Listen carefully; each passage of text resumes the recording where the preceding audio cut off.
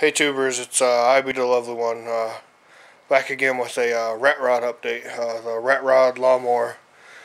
Like I said in the other video that I made, not quite set on that name, but it's kind of got a rat rod-esque kind of look to it so far, so that's kind of the theme that I'm going with. So I've been out here messing around with the front end and stuff on it. I'm not sure how much you guys are keeping up on this stuff, but I had a trailer that I had took apart that one of the hubs was bad where it goes onto the axle, and you got the stub that sticks out with the threads on the very end of it, and the whole shaft was just completely rusted and stuff, and it was pretty bad.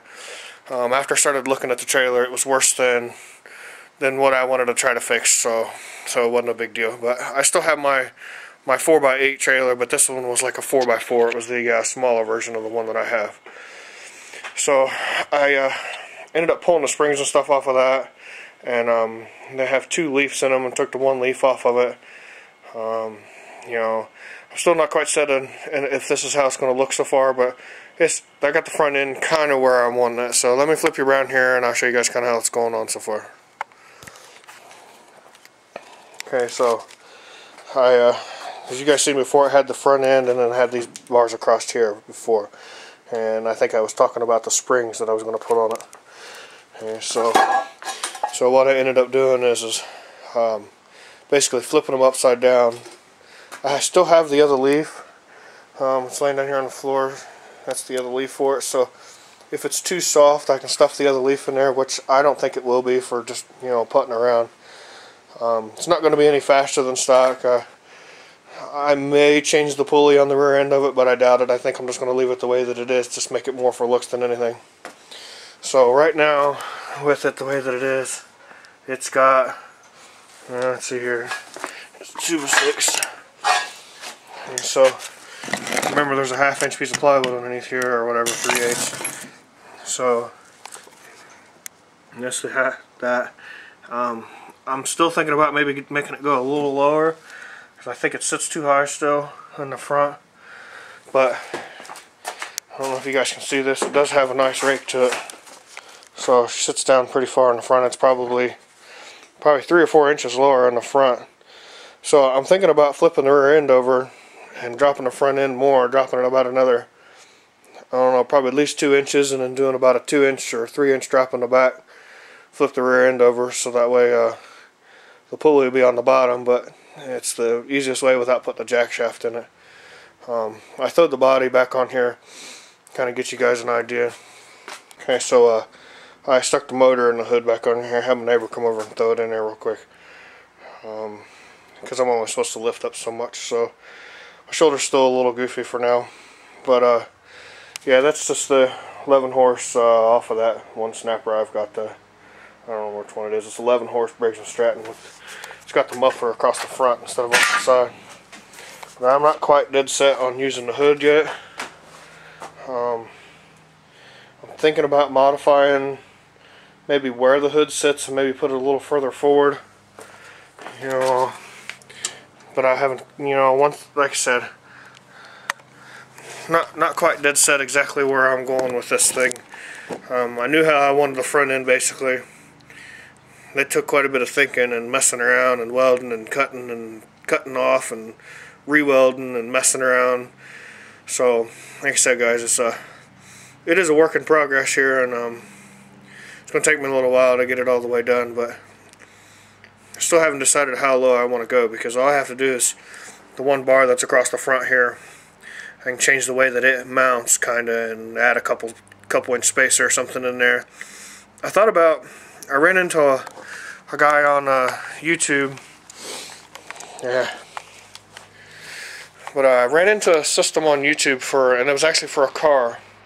So he actually had like a great big twisty like butterfly nut that was on there. Okay.